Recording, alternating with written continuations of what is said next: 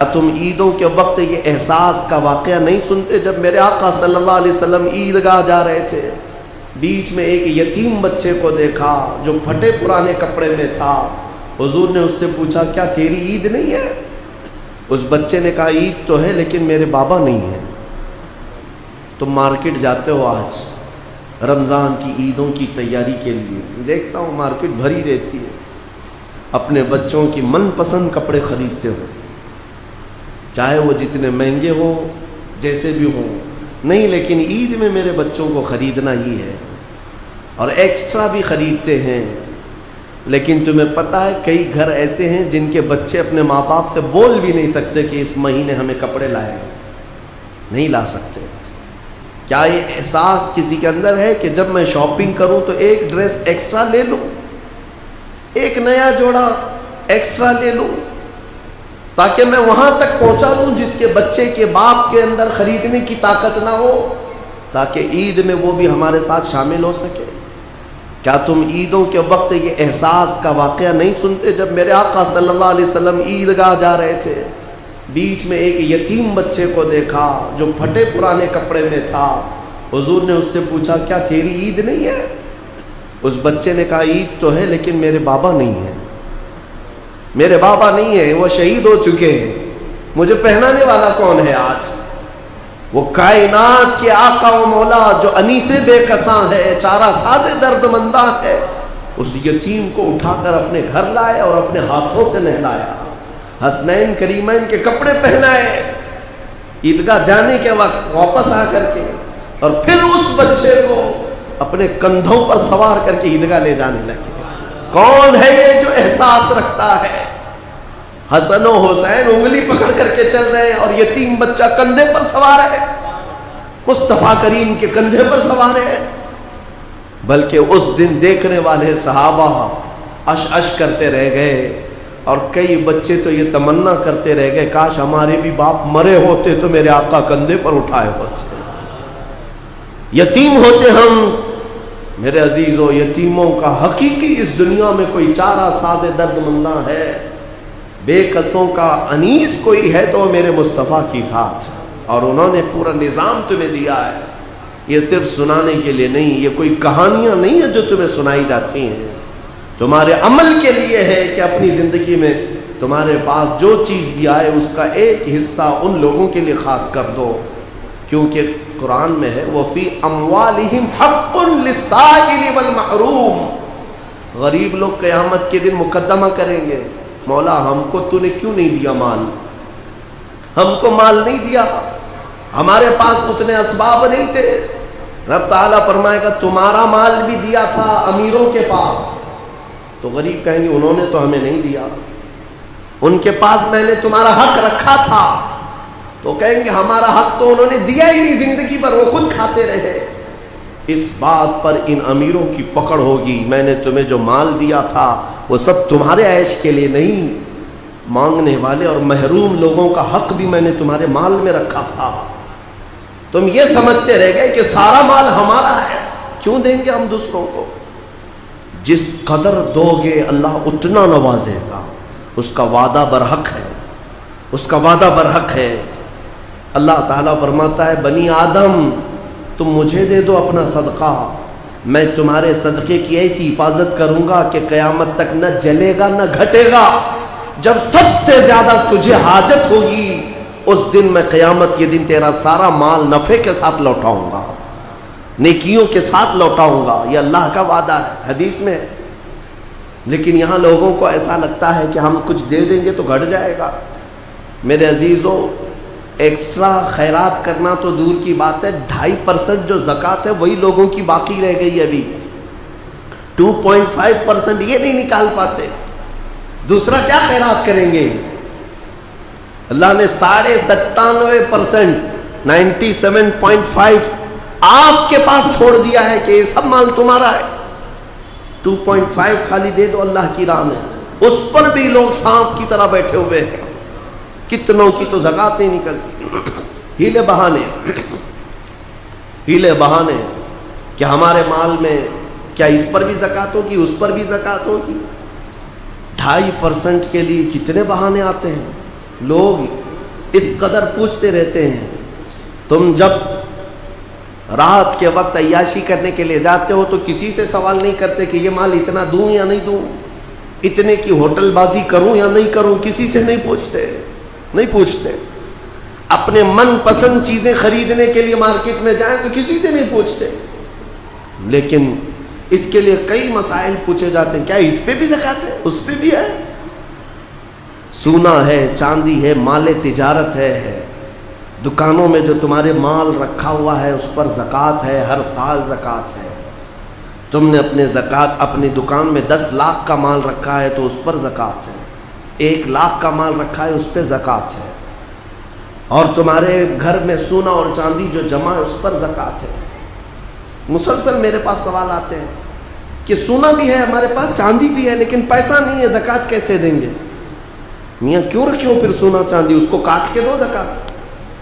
اگر پہننے کا اتنا شوق ہے تو پھر زکوٰۃ بھی دو, ورنہ یہ مال قیامت کے دن تمہارے گلے کا سانپ بنا جائے گا, اور قبر میں ایک سانپ اس پر مسلط کیا جاتا ہے جو زکوٰۃ دبا کر کے رکھتا تھا. وہ اس کی ناک کی ہڈی کو قیامت تک چوستا رہے گا وہ سانپ, اور وہ ہٹانے کی کوشش کرے گا میت کہ ہٹ جا, تو سانپ اس سے کہے گا کہ کیوں تو مجھے ہٹاتا ہے, میں تیرا وہی پسندیدہ مال ہوں جس کو تو دبا کے رکھتا تھا. یہ مال اژدہا اور سانپ کی شکل میں قبروں میں قیامت تک ہوگا. اپنے احساس کو زندہ کریں. میں ایک بات بتاتا ہوں, اسلام کا نظام. میرے آقا صلی اللہ تعالیٰ علیہ وسلم مسجد نبوی سے باہر نکلے. حضرت ابو ہریرہ کہتے ہیں میں اس دن بہت بھوکا تھا, سوچا کہ حضور سے شکایت کر دوں. جب میں باہر نکلا حضور نظر آ گئے. میں نے کہا یا رسول اللہ پیٹ. انہوں نے دکھایا پیٹ. حضور پاک صلی اللہ تعالیٰ علیہ وسلم نے اپنا جبہ اٹھایا تو 2 پتھر بندھے ہوئے تھے. کہا ابو ہریرہ میرے گھر میں بھی 3 دن سے کھانا نہیں بنا ہے, لیکن چلو میں تمہیں ساتھ لے کر چلتا ہوں, کچھ کھلا دیں گے. ساتھ ابو ہریرہ چلتے رہے. سیدھے حضور پاک صلی اللہ علیہ وسلم حضرت ابو ایوب انصاری کے مکان پر گئے. یہ صحابی حضور کے میزبان جو پہلے مدینے میں میزبان تھے, ان کے گھر گئے. حضرت ابو ایوب کو پکارا کہاں ہے. ساتھ میں حضرت ابو بکر اور حضرت عمر بھی آ گئے تھے راستے میں. وہ آئے, حضور نے فرمایا گھر میں کھانے کو کچھ ہے؟ اس صحابی نے کہا یا رسول اللہ بکری کا ایک چھوٹا بچہ ہے, ذبح کر دوں اگر آپ کو حکم ہے؟ آپ نے فرمایا ذبح کرو. ذبح کر کے سالن بنایا گیا. سالن بنایا. یہ 4 مہمان ہیں. حضور پاک صلی اللہ علیہ وسلم, حضرت ابو ہریرہ, حضرت ابو بکر, حضرت عمر دسترخوان پر بیٹھے ہیں. حضرت ابو ہریرہ کہتے ہیں لذیذ سالن بنا تھا, کئی دنوں کے بعد تو گوشت کے سالن کی خوشبو آئی. جب دسترخوان پر آیا میرے آقا صلی اللہ تعالیٰ علیہ وسلم نے ابو ایوب سے کہا ایک اور کٹوری ہو تو لاؤ, سالن کو آدھا کرو. سالن کو نکالنے کے بعد میرے آقا فرماتے ہیں جاؤ میری بیٹی فاطمہ کے گھر دے آؤ, پچھلے 9 دن سے اس نے کچھ نہیں کھایا, 8 دن سے فاقہ چلتا ہے. بہرحال وہ اہل بیت کا گھرانہ ہے, رسول اللہ کے عطرت ہے, لیکن بتانا یہ ہے کہ میرے آقا اس دسترخوان پر بیٹھ کر کے بھی احساس رکھتے ہیں کہ کس کے گھر میں کھانا نہیں ہے.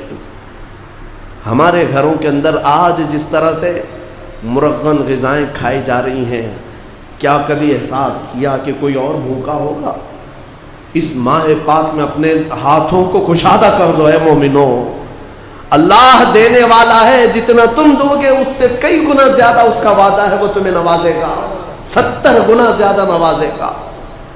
عبداللہ ابن مبارک فرماتے ہیں میں حج پہ چلا. حج کسے کہتے ہیں؟ پیسے جمع کر کے حج کے لیے جاتے ہیں لوگ. اس زمانے میں بھی حضرت عبداللہ ابن مبارک کہتے ہیں میں پیسے بہت دنوں سے جمع کیا تھا, حج پہ جانا تھا, اور جب قافلہ نکلا تو مال لے کر کے میں بھی حج پہ نکل پڑا. قافلے اس وقت اونٹوں کے قافلے, گھوڑوں کے قافلے ہوتے. کہتے قافلہ ایک منزل پر پڑاؤ کیا رات کو, میں وہاں پر رکا رہ گیا اور صبح میں اٹھ کر کے وضو کی غرض سے تلاشتے ہوئے میدان کی طرف آیا تو کچرے کا ایک ڈھیر پڑا ہوا تھا جس میں لوگ کوڑا کرکٹ پھینکتے. حضرت عبداللہ ابن مبارک کہتے ہیں اس کچرے کے ڈھیر کے پاس میں نے ایک 8 سال کی بچی کو دیکھا جو کچرا ادھر ادھر کر رہی ہے, ادھر ادھر کر رہی. تھوڑی دیر کے بعد عبداللہ ابن مبارک کہتے ہیں اس بچی کے ہاتھ میں ایک مری ہوئی چڑیا آئی. چڑیا مر کر کے پڑی ہوئی تھی. اس چھوٹی سی بچی نے اٹھایا, اس کے پر کھینچے اور چبا کر کھانے لگی اور دوڑ کر کے اپنے گھر کی طرف جا رہی تھی جو جھوپڑی میں تھی. عبداللہ ابن مبارک کہتے میں اس کے پیچھے پیچھے ہو لیا. وہ لڑکی گئی تو اپنے گھر میں اس کا چھوٹا بھائی بھی اس کو کھلا رہی ہے مری ہوئی چڑیا. آپ نے اس بچی کو پکڑ لیا اور کہا بیٹا یہ مری ہوئی چڑیا ہے, اسے تو کھا رہی ہے؟ وہ بچی رونے لگی, بابا کیا اسلام 4 دن کی بھوک کے بعد بھی مری ہوئی چڑیا کھانے کی اجازت نہیں دیتا؟ ہمارے گھر میں اس کے علاوہ ہے کیا جو ہم کھا کر کے اپنے حلق کو ترک کریں؟ 4 دن کے فاقے کے بعد بھی ہم مری ہوئی چڑیا نہیں کھا سکتے. عبداللہ ابن مبارک کی آنکھیں بھیگ گئیں.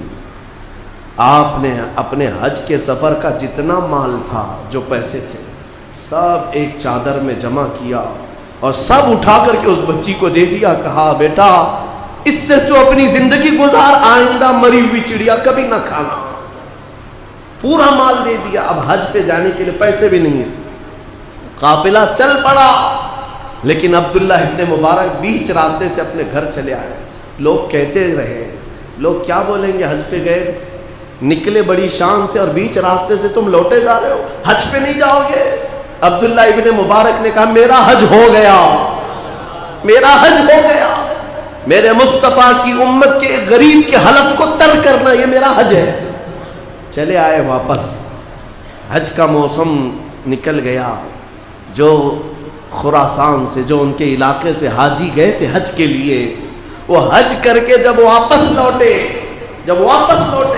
تو لوگ پوچھ رہے تھے حاجی صاحب کیسا رہا حج؟ تو ہر کوئی کہہ رہا تھا ہمارے حج کا کیا کہنا, ہم عرفات میں عبداللہ ابن مبارک کے ساتھ دعا کر رہے تھے, مینا میں عبداللہ ابن مبارک کے ساتھ کنکریاں ماری ہیں, ہم طواف کعبہ میں عبداللہ ابن مبارک کے ساتھ تھے. ہر حاجی کہہ رہا ہے ہم عبداللہ ابن مبارک کے ساتھ تھے, جبکہ گاؤں والے دیکھ رہے ہیں کہ عبداللہ ابن مبارک تو یہی موجود تھے. لوگ جا کر کے پوچھتے ہیں یہ کیا ماجرا ہے؟ ہر کوئی کہہ رہا ہے کہ آپ کے ساتھ حج کیے, ہم تو آپ کو یہاں دیکھ رہے ہیں. ان کی آنکھیں بھیگ گئی اور کہا مولا میرا قادر مطلق ہے, جب اس کی رضا کے لیے ایک غریب کی مدد کی گئی تو اللہ نے عبداللہ ابن مبارک کی شکل کا ایک فرشتہ بھیجا جو ان کی طرف سے پورے حج کے ارکان ادا کرتا رہا.